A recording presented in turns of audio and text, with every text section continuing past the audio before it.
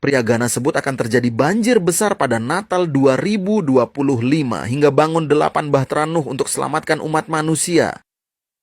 Seorang pria asal Ghana bernama Ebo Noah membuat geger lantaran pengakuannya yang tak biasa menyebar cepat di media sosial. Dia mengatakan bahwa Tuhan mendatanginya dalam mimpi dan memperingatkan bahwa banjir global akan menghancurkan planet ini pada tanggal 25 Desember 2025. Ia pun mulai membangun 8 bahtera kayu besar di mana masing-masing terdiri dari 250.000 papan pilihan yang menurutnya diperintahkan Tuhan untuk digunakan. Ia mengklaim bahwa setiap bahtera dapat menampung 600 juta orang. Bahkan ia mengajak siapapun yang bersedia mengikuti Tuhan untuk bergabung. Hingga kini ia telah menarik lebih dari 375.000 pengikut dengan banyak orang datang langsung ke Ghana untuk menemuinya. Kalau tanggapan kalian gimana nih?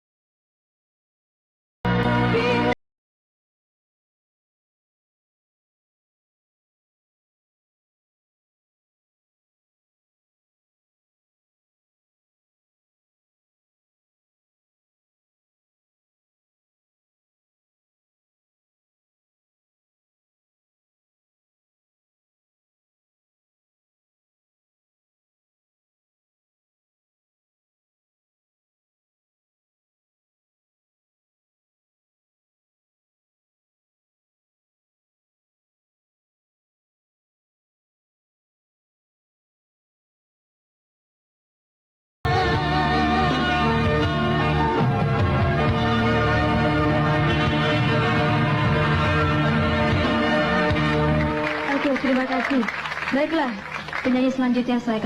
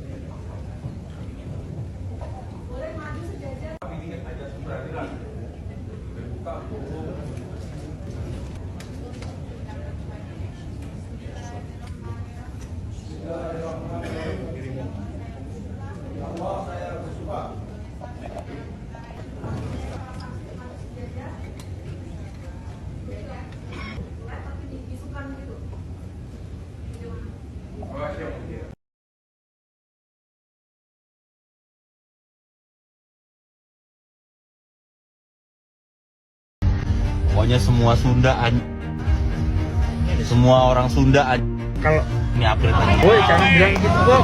Jangan bilang gitu, kenapa emang? Orang Sunda muntah diusik mau ngulisik ya nungaina orang Sunda jeung ketina aing kubur di dia aing teu bohong sok pangikeun da jeung sangarana.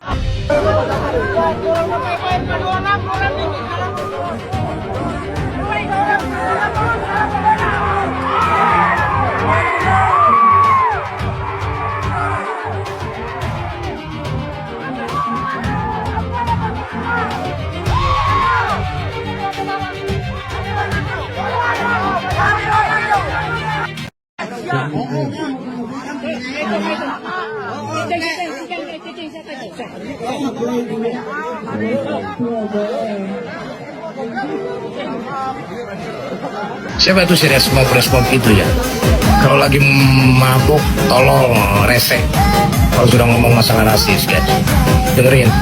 Anjing itu najis liurnya, tapi anjing masih setia dan dia masih punya etika hewan. Tapi mulut Anda lebih najis daripada anjing itu. Anda terendah. Semoga selamat dunia akhirat. Hati-hati.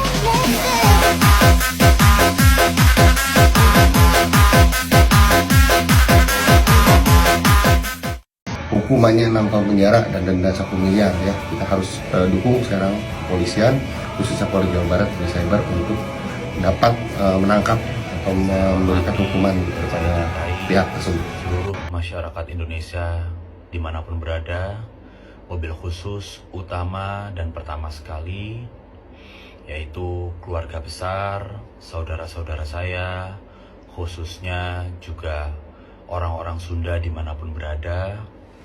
Pada kesempatan ini, secara resmi, saya merasa berkewajiban untuk menyampaikan klarifikasi serta permohonan maaf terkait salah satu ucapan saya saat streaming di Surabaya waktu lalu, 3 hari lalu. Saya diingatkan oleh banyak pihak bahwa saya telah menyinggung suku tertentu, tepatnya suku Sunda, dengan memberikan stigma tertentu. Izinkan saya menyampaikan klarifikasi bahwa sungguh dan sesungguh-sungguhnya saya masih tidak percaya sedikit pun hal itu, ucapan itu keluar dari mulut saya. Hal itu mustahil dan tidak masuk akal sama sekali bagi saya mengucapkan hal itu, apalagi terkait dengan suku Sunda. Saharong ahina suku Sunda teh si Resbob musingkeun aing yo orang Sunda dek naon nanti pusing ke apa lo jurus pamasan melawan mau aing kamu jadi maung ya orang Sunda dek kumaha ya acak-acak juput di ku aing anjing kau masih res pusing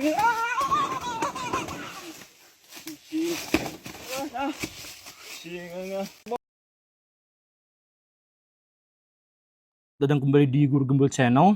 Kapan Baraya terakhir kali mendengar Pak Rocky Gerung itu mengkritik Prabowo Subianto secara tegas, lugas, dan dengan bahasa yang tajam?